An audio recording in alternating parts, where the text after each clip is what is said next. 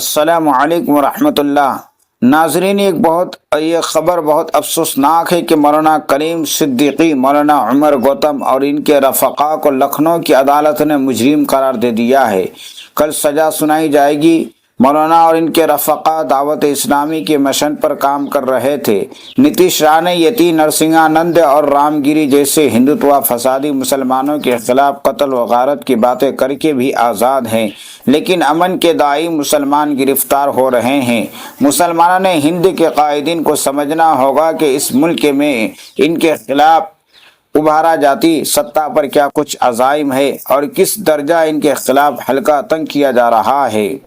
لکھنؤ کی عدالت کا یہ فیصلہ دیگر کارکنان اسلام کے لیے مزید پریشانیوں کا سبب بنے گا۔ ناانصافی کے اس رخ کو روکنے کے لیے مضبوطی کے ساتھ مقابلہ کرنا ہوگا۔ اگر ابھی بھی وہی رفتار رہی تو یہ طریق داؤن دراز ہوتا جائے گا۔ شرجیل امام، خالد سیفی اور عمر خالد سمیت مولانا کلیم صدیقی کی گرفتاریوں اور ظالمانہ قیدوں بند کو ختم کرنے کے لیے ایک ملی جدوجہد کی ضرورت ہے۔